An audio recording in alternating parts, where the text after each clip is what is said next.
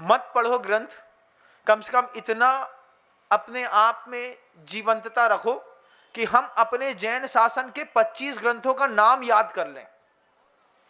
कोई पूछे कि अपने जैन शासन के 25 ग्रंथों के नाम बताओ, तो लाइन से लगा बता तो सको कि आचार्य कुंद भगवान का ये है, गुणभद्र आचार्य महाराज का ये है, जिनसेन स्वामी का ये है, यति विश्व आचार्य महाराज का ये है। उसमें क्या लिखा है ये बात छोड़ो, बस इतना याद रख लो कि ये ग्रंथ और इसके रचनाकार, ये दो चीजें भी याद रखो। अपनी जुबान को चला करके देखो, लगेगा कि आत्मा पवित्र हो गई।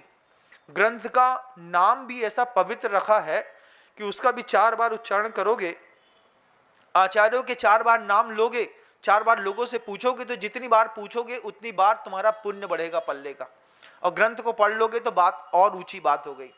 लेकिन आप ये सोचते हैं कि ग्रंथ जो है वो साधु के लिए है, लेकिन आचार्य श्री जी कहते हैं ग्रंथ जीव के उद्धार के लिए। जिन व्रतों का मैं साधु बनने के बाद पालन कर रहा हूं, इस व्रतों का शतांश भी आप अपने घर के अंदर इंप्लीमेंट करके देखिए। ये बिल्कुल फंडामेंटल रूल्स हैं। एक ऐसी है जो पूरी लाइफ और फैमिली मेकअप करते हैं। ये फैमिली को बिल्कुल सही करने का रूल है। एक बार प्रयोग करके देखिएगा बंधु, आपको बहुत अच्छा लगेगा। बड़ी उम्र के जो लोग हैं और बच्चे के साथ जनरेशन गैप है, आज दोपहर का भोजन करते वक्त एक बार बच्चे को आवाज दीजिए, उससे बोलो बेटा आओ हमारे साथ खा लो। वो पहले जाकर के माँ से बोलेगा पापा सटक लिए हमको बुला रहे हैं। फिर धीरे से माँ बोलेगी अरे जब बुला रहे हैं तो जाओ तो सही, जाके देखो तो सही। पास में बैठ करके बच्चे को हाथ पकड़ के एक बार थाली में खिला लो।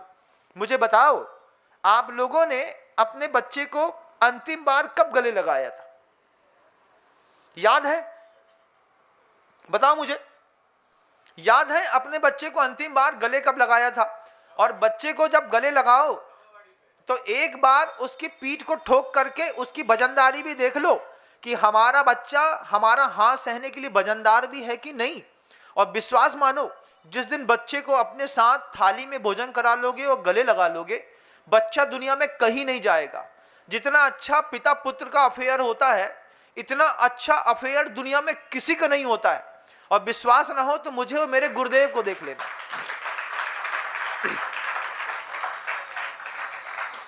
अगर बच्चा पिता से लग गया ना, तो फिर दुनिया में वो किसी चीज से नहीं लगेगा। ना उसको कोई लड़की चाहिए, ना उसको दुनिया में कोई चीज चाहिए, ना वो कहीं जाएगा। 24 घंटे दिमाग में पिता गूंजता है। फिर बच्चे के कैसा गूंजता है? हम अपने पिता को दुखी नहीं कर सकते। पापा जैसा कहेंगे वैसा करेंगे, पापा का हेल्प करनी है, पापा के पास रहना है, पापा चाहिए। क्यों? पापा मुझे चाहते हैं। लेकिन आपने अपनी गृहस्थी ऐसी बिगाड़ी है कि आप अपने बच्चे को इतना एग्रेसिव होकर के चिल्ला करके, एंगर लाइफ में आप चिल्ला के बोलते हैं तुमने पूरी जिंदगी बर्बाद कर दी। फिर वो भी सोचता है जब तुम कह ही रहे हो बर्बाद कर दी तो हम कर ही के दिखा देते हैं। तो फिर वो उठाता है तुम्हारा एटीएम, जाकर के स्क्रॉल करता है, पूरे कैश निकालता है और निकल लेता है 25 दिन के लिए लद्दाख। बोले कब आओगे? बोले महीना भर बाद मिलेंगे। जब तक फिर बोलेगा, उससे बोलेंगे क्यों पापा को छोड़ के आ गए? बोले यार पापा जो है ना यार, ऐसा लग रहा है जैसे किसी पाप कर्म का उदय है। घर में जाते हैं तो फिर कहानियां किताबें बनती हैं, बापू स्वास्थ्य के लिए क्या है? तुम बोलो, तुम लोग भी हो क्या? बापू स्वास्थ्य के लिए हानिकारक है। तुम्हारी उम्र के 70 साल भी निकल गए हैं ना, तो भी तुम अपराधी हो इस मामले में कि तुम अपने पुत्र को आज तक संभाल नहीं पाए। 2 काम करना, बच्चे से पहली बात बोलना, उसके लिए भी कलेजा चाहिए बाप लोगों के दिमाग में कि इधर ताकत नहीं होगी ना तो तुम घर में जाकर के भी बोल नहीं पाओगे। अरे यार महाराज जी ने बोली तो थी लेकिन कैसे बोले, संकोच हो रहा है। डांटने में संकोच नहीं है, लेकिन पैचअप करने में संकोच है। पैचअप करने में ऐसा लगता है कि पैचअप करने तो हमारी पूरी इज्जत ही लुट जाए। घर में कोई की इज्जत नहीं रहे, सब जो 2 कौड़ी वाले होते हैं। प्रधानमंत्री नरेंद्र मोदी भी काहे ना हो, उनकी भी श्रीमती होती तो वे भी 2 ही रुपया वाले होते। हमने कुंडलपुर के बड़े बाबा में देखा, बहुत बड़ा मंत्री, उसकी वाइफ को गर्मी में थोड़ा सा अनकॉन्शियस सी हो गई, लगे पुलिस वाले बाहर पूरा सैलाब बना के। हमने उस मंत्री को देखा अपनी आंख से, मैं अंदर जा रहा था, वो मंत्री हवा कर रहा था रुमाल से अपनी वाइफ को, फिर रुमाल छोड़ करके ऐसा पानी लेकर के खड़ा है। हमने कहा मंत्री ये है कि ये है? कौन है? मंत्री खड़े हैं सामने ऐसे, बिल्कुल मैडम आप ठीक तो है ना, आप पानी ले लीजिए, आप बस हो जाइए, बाकी सब तो दुनिया एक तरफ है। आदमी इतना कॉन्शियस है भाई, तुम कुछ भी नहीं हो, घर के अंदर किसी की भी कोई कीमत नहीं होती, सब 2 रुपया वाले होते हैं। मुख्यमंत्री भी काहे ना हो, वो भी कितना ही बड़ा शेर क्यों ना हो, शेरा वाली सब पे भारी होती है, आप विश्वास मानिए। घर के अंदर हमारी प्रतिष्ठा घट रही है बढ़ रही है, इससे कोई फर्क नहीं पड़ता, लेकिन घर के अंदर हमारा प्रेम घट रहा है और बढ़ रहा है, इससे फर्क पड़ता है। जिसके लिए आप मेहनत करते हैं, जिसके लिए आप संपत्ति इकट्ठी करते हैं, उसी से आपका संबंध अच्छा नहीं है। जिसके लिए आपने इतनी मेहनत करी है, उसी के साथ आपका संबंध अच्छा नहीं है।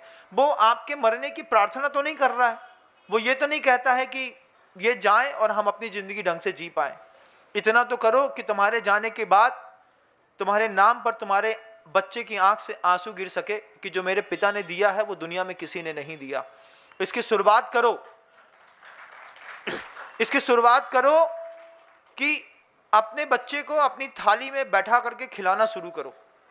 साधु के हाथ में तो अपना रहता है, लेकिन उसके बाद भी साधु चौके में खूब देता है। आप अपने बच्चे के साथ शुरुआत करो कि अपने बच्चे को एक थाली में सुबह ना सही तो शाम 2 दिन 3 दिन में एक आध बार बैठा लो।